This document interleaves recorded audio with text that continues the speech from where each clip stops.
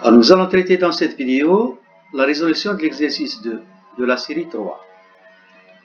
Alors, première question, le phosphure d'indium et l'arsénure de gallium sont des composés isostructuraux, c'est-à-dire qu'ils ont à peu près la même structure cristalline. Pourtant, leur diagramme de diffraction de poudre respectif ne présente pas la même succession de raies diffractées par les plans HKL. Donc, si vous regardez les plans HKL ici, voici la première succession pour INP et la deuxième succession de raies pour GAS. Donc, on observe qu'il manque la raie 200, pardon, qui existait pour le INP et n'existe pas pour le GAS. Et la raie 222 aussi, elle manque ici. Donc, deuxième question, enfin ça c'était pas une question, c'était des données si vous voulez, ou bien l'énoncé de l'exercice si vous voulez. Quel est le mode de réseau de INP et GAS? Donc, on va déduire le mode de réseau. Donc, le mode de réseau, il se déduit à partir des conditions de réflexion ou bien les conditions d'extinction pour un réseau donné.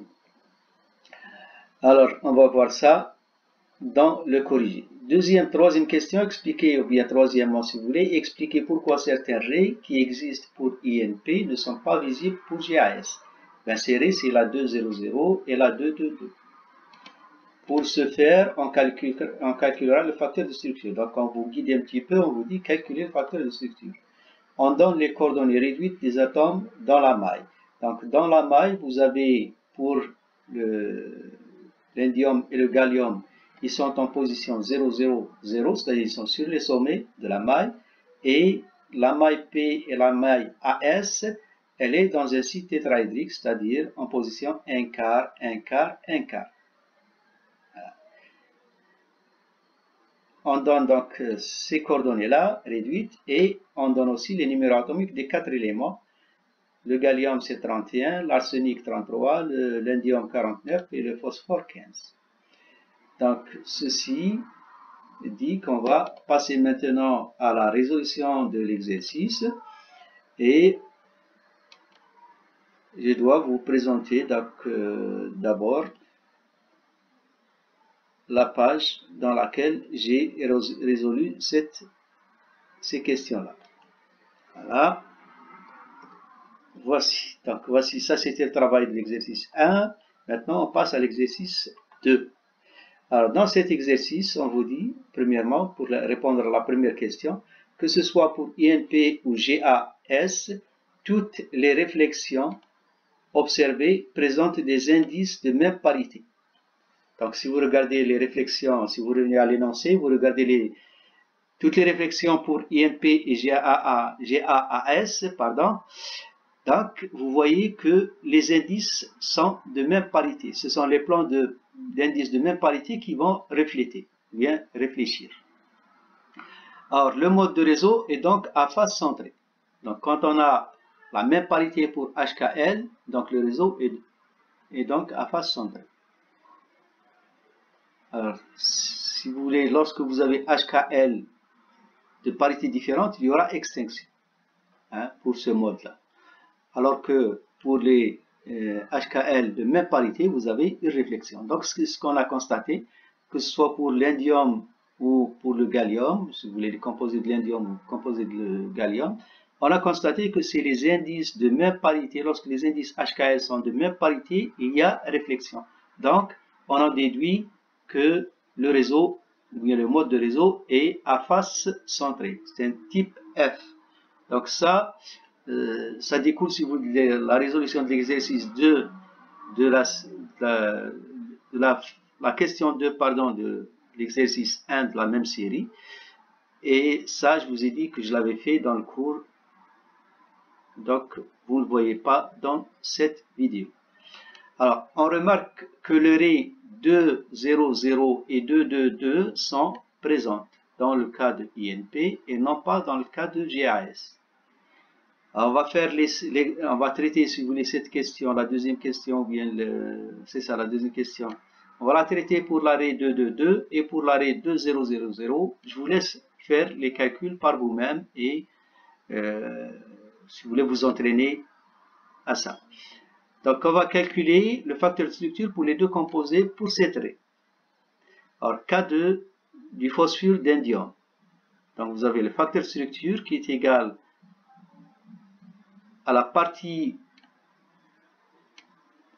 concernant le motif, donc INP, hein, donc c'est le facteur de division atomique de l'indium que multiplie 1, c'est tout simplement exponentielle 0 parce que vous avez des coordonnées ici pour l'indium, c'est 0, 0, 0, donc l'exponentielle c'est 1. Et FP pour le phosphore, il a les coordonnées 1 quart, 1 quart, 1 quart, et le 2 ici, c'est les HKN, c'est l'arrêt 2, 2, 2. Donc, vous avez un autre terme ici, deuxième facteur, qui correspond au mode de réseau. Donc là, puisque nous avons un mode de réseau F, ça veut dire que les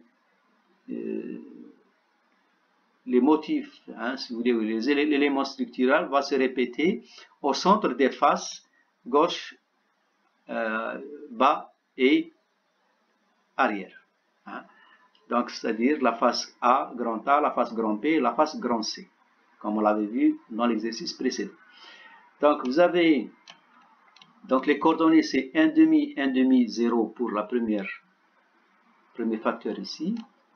Le deuxième facteur ici, c'est 1 demi, 0, 1 demi. Et là, c'est 0, 1 demi, 1 demi. Donc, ça, c'est les milieux des faces d'un cubique, d'un face centré. Donc, d'un réseau face centré.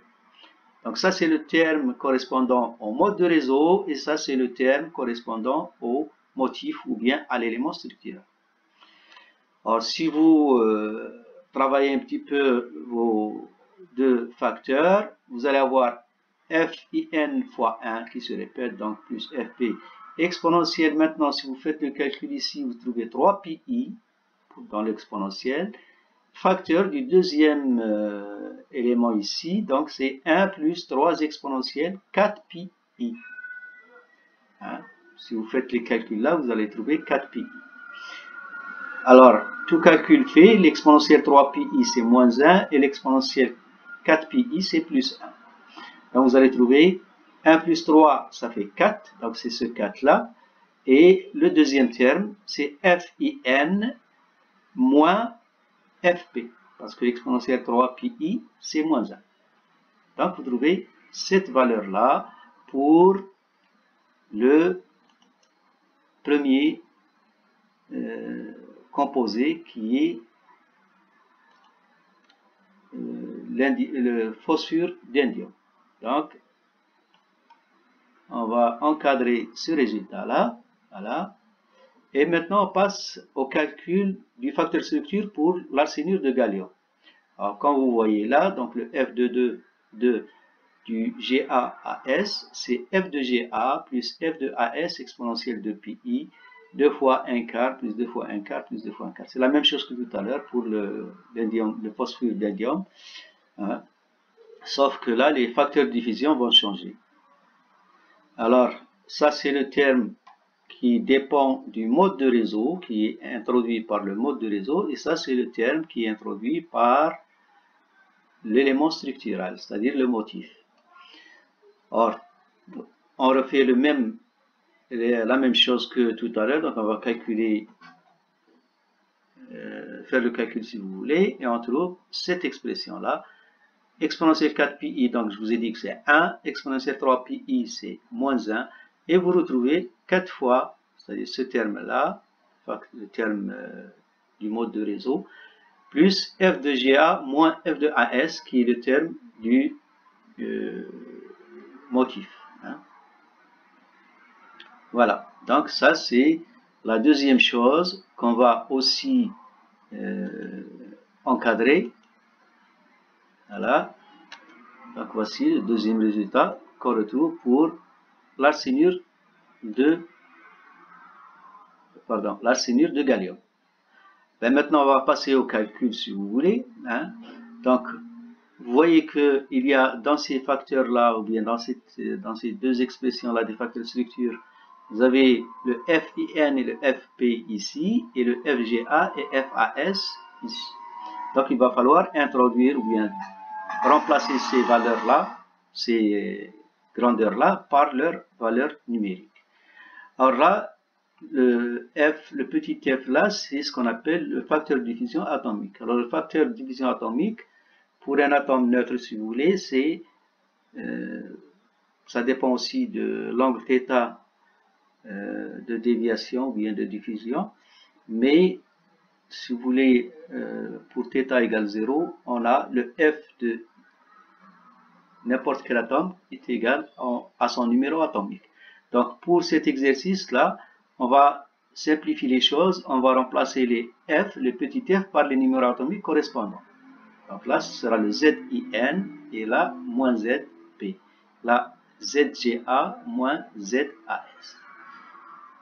Donc voilà, on vous dit là donc qu'on peut approximativement remplacer les amplitudes de diffusion atomique FJ par les numéros atomiques ZJ, et on remarque que pour INP, donc on remplace FIN par ZIN et FP par ZP, et on retrouve tout calcul fait, donc ce sera 136. Pour l'arsénure de gallium, vous faites la même chose, vous remplacez par les numéros atomiques, et vous retrouvez moins 8. Et comme on sait que l'intensité d'une raie est proportionnelle au carré du facteur de structure, donc ces deux raies-là, celle-ci, elle est égale à moins 8 quand on va faire le carré, donc ça va nous faire 8 fois 8, 64. Et là, ce sera 136 au carré, je ne sais pas comment on va trouver, mais ce sera très très grand par rapport à 64. Hein.